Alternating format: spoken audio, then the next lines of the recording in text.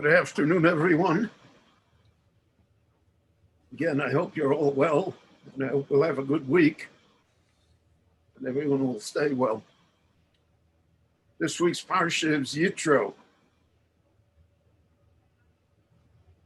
Yitro is one of the most fascinating and complex characters that the Torah describes to us. He's a composite of opposites.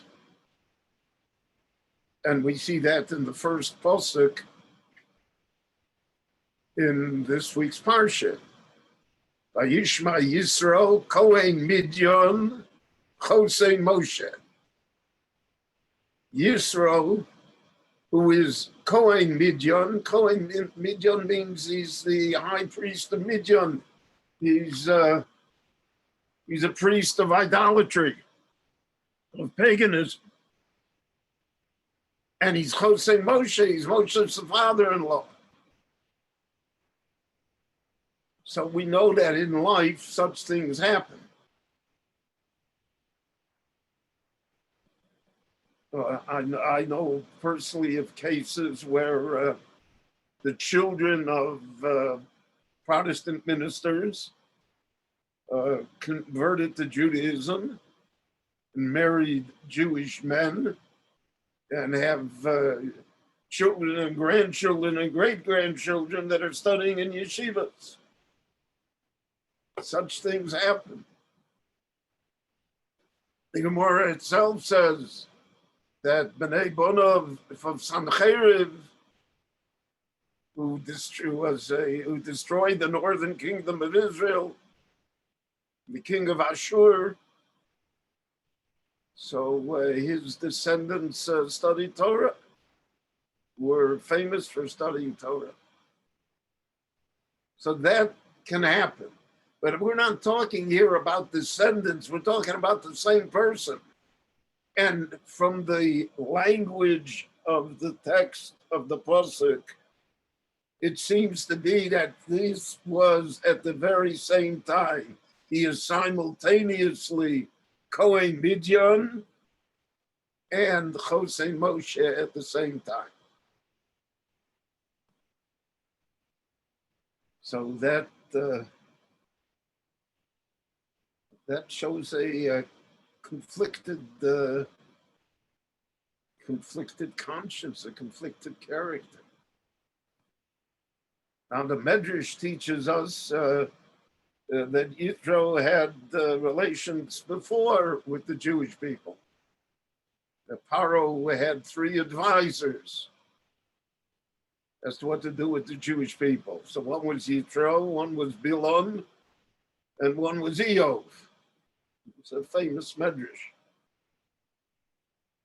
So we are told that Yitro said to let him go.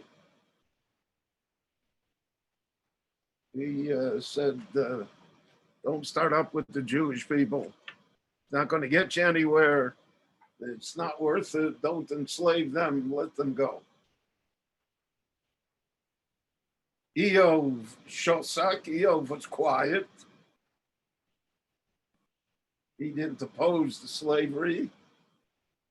He didn't encourage it either, but he didn't oppose it. He don't be Yisurim. That's why he suffered later in life, as we read in the book of Eov. Bilam advised him to enslave the Jewish people.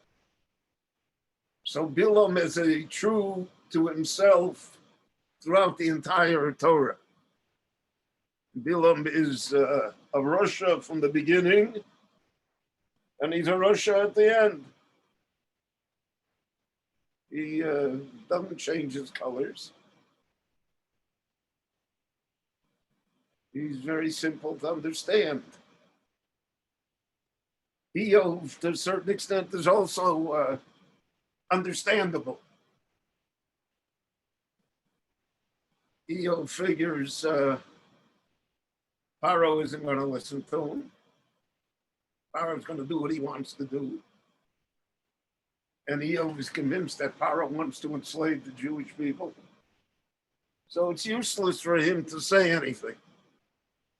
Whatever he says will not be followed. And not only that, perhaps he will incur penalties because of it. Pharaoh's not an easy man to mix with.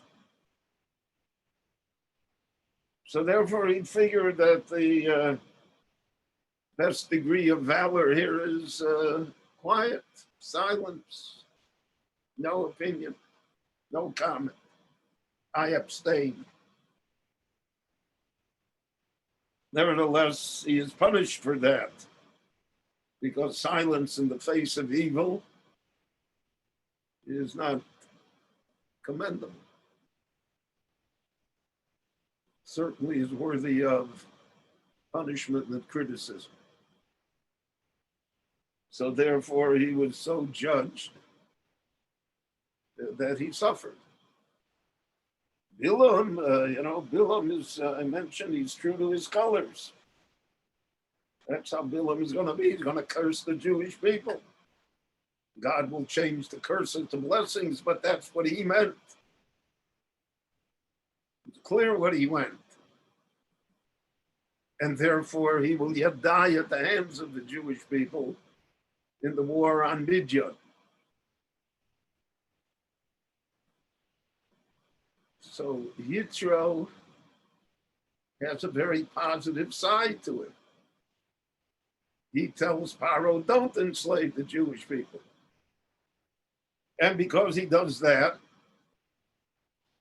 so we can understand how he can end up being Chotei Moshe, Moshe's father-in-law. Because in the merit of trying to save the Jewish people, so he is rewarded to have as his son-in-law, his daughter Tzipporah, that they should give birth to children to the eternity of Moshe Rabbeinu and his family. There are Leviim today that are descended from Moshe. But how does that happen that he still remains Kohen Midian? Because the clear implication of the Pasuk is not that he was Kohen Midian and that he retired and then became Chosei Moshe, but that he is Kohen Midian and Chosei Moshe at one and the same time. And we'll see that later in the Chumash, when Pinchas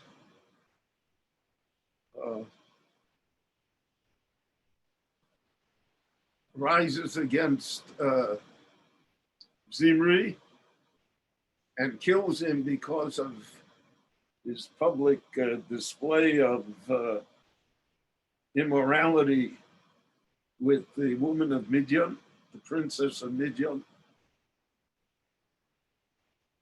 So the Rebbeinu Shalom has to come, so to speak, to the defense of Pinchas.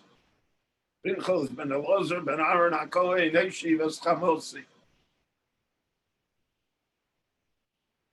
So the Torah lists the yichus of Pinchas. Pinchas ben Elazar ben Aaron HaKohen.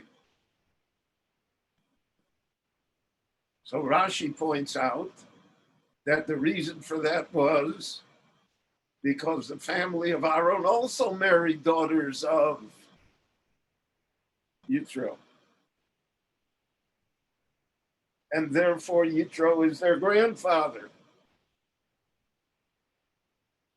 And so the tribes of Israel, the Jewish tribes of Israel, who were aghast that Pinchas would take a spear and kill one of the leaders of the tribes.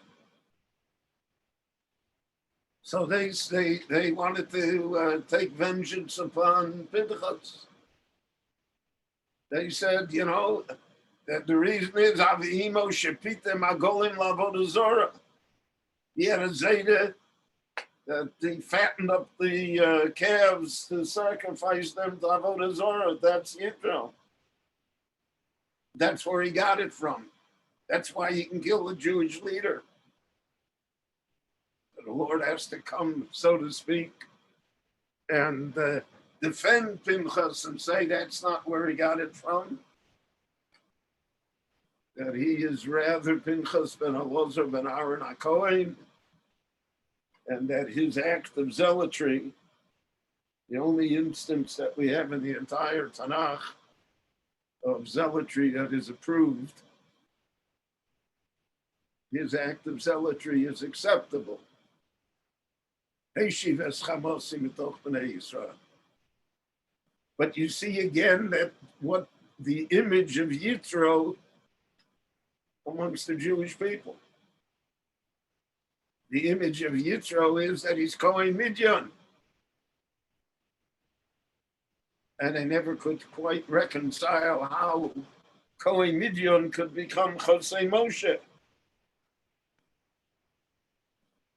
How the two mix.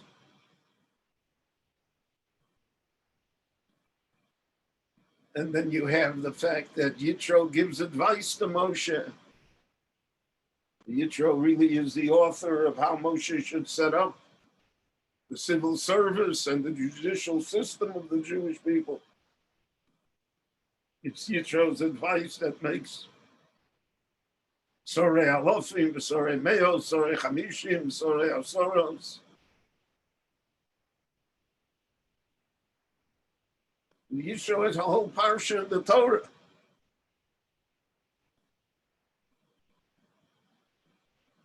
So that's the part of Chosei Moshe, no question about it.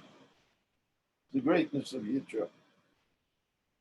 But according to many Meforshim, we will meet Yitro again later in the Torah. Moshe says, Nosim anachnu el hamokom, we're now traveling there to Israel. The grand march has begun. V'chono imonu, come with us, he says to Yitro. You'll come with us. You'll give us vision, give us good advice. We need you. And if you come along, you'll strengthen the people. They'll say, look, even Yitro is going there to Israel with us. So certainly he's confident that we're going to conquer Eretz Israel and that we'll settle it and it'll be our homeland. And Yitro refuses. No, he says, I'm going home. So there are two streams in what he meant by going home. Rashi says that he's going home to make converts to monotheism. In other words, he's going home as Chosei Moshe, Moshe's father-in-law. He's going home to do great and good things. All right, that was his intent. Whether he should have done it or not is a different matter. Because many times you're going to have good intent and do the wrong things. Make the wrong decisions. Weaken others by our good intentions.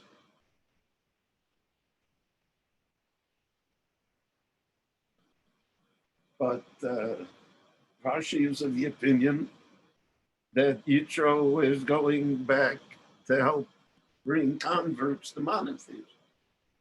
Other Meforshim looked at it more darkly. They said he's going back to what he was before. He's going back to be Kohen Midyan. And that's based on the pasuk. It says, Vayichad Yisro, al kol hatova asher osa Hashem. So Rashi says there, Naseh Soro Chidudim. Yisro, it became itchy when he heard all the miracles that happened and the fact that Paro was destroyed and Amalek was destroyed. Every Gemara says in front of a convert, one should not mention the destruction of non-Jews even 10 generations later, because there still is a little of the non-Jew left in the person, and he will resent it and feel badly about it. So that's the piece of Yisro that is Kohen Midyan. And when he returns back to Midyan, he's going to be a Midyanite. And he'll take back his job. So it's a mixed bag here that the Torah leaves us with, is how to judge him. And later in Tanakh, we read yesterday's Haftorah, B'nai Chever HaKeni, the descendants of Midian, the descendants of Yitro, had a place in Eretz Yisrael. And not only that, from their family, Yoel is the one that kills Sisera.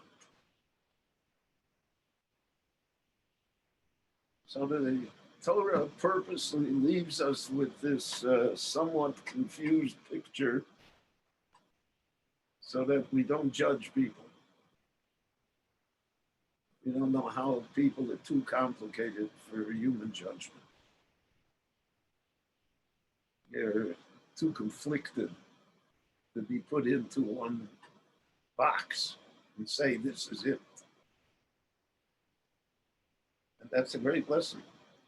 Certainly a lesson in our time when we are in a haste to judge people and characterize them.